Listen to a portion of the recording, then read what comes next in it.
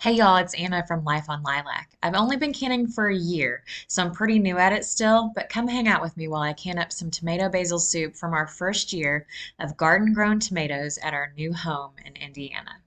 This is almost the end of the ripe tomatoes.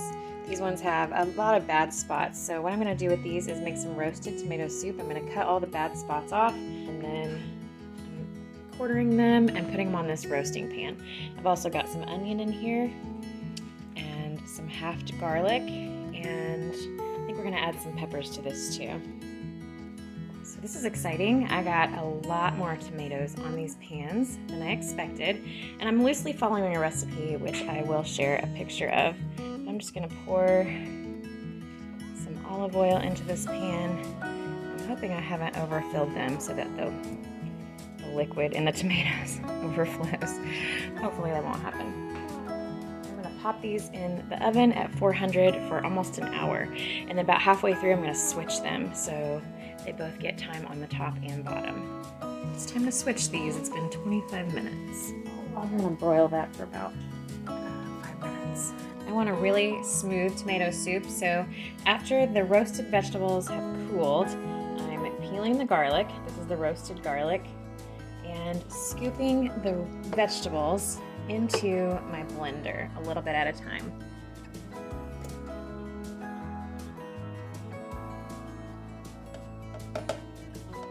This is a whole process. It's kind of a labor of love. This is why I don't make jars and jars and jars of this.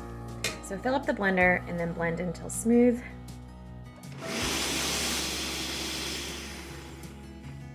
Once that's smooth, we're going to put it through a strainer. The whole straining process is really not pushing it through the holes, but pulling all the chunks off the bottom so the liquid part can go through. So you're kind of just mixing it around. This is the part that really takes some time.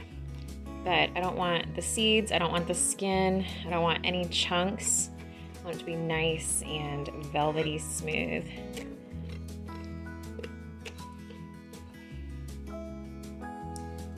So after some time straining this, we've really just got like a pulp and then the really soft, smooth soup underneath. And I'm just putting the pulp in a jar. I'll probably just compost that. I have just about filled this up, this huge Dutch oven. Oh, no, he's not outside yet. Look how thick it is. This is only tomato puree and some other grilled vegetables or roasted vegetables. And then I just added some salt and chopped up dried basil. Not a ton. I added about a tablespoon to all this. And then a handful of dried basil. And then I'm going to add some chicken stock. It's homemade, but it doesn't matter. You can get some from the box. That's what I usually use. This is almost ready to put in jars. I chose to do pints because we never eat a ton of tomato soup at a time. It's usually just a dip for sandwiches, and a lot of times these days as our kids get older, there's only 3 or 4 of us at lunchtime, so this will be really nice for lunch too.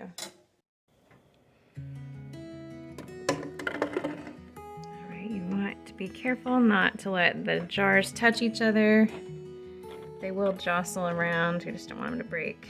Now there's 9. That is the limit. It's kind of hard to make sure there's space around each one. There we go. And then I'm going to put the next rack on top. And now I can put 9 more on top of that. The final count is 9 on the bottom, 10, 11, 12, 13, 14. 14 pints. And then this much left over. You can't can it because there's too much space. These are 1-inch head space. And so I'll put this in the fridge and we can just have that soon. But I'm gonna lock this up and pressure can this now. So right now I am waiting for the canner to get up to pressure. So you let steam come out of this nozzle for 10 minutes. It's being timed right now on my microwave.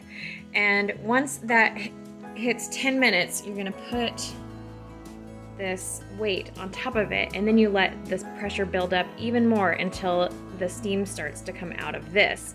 That means it's totally up to pressure, and you can start timing it for the total canning time. And I think this one is 50 minutes for pints.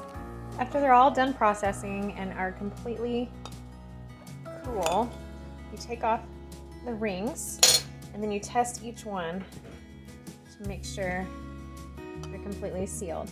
And then you'll see in the processing some of the liquid got out, and so we're going to want to run that under some hot water.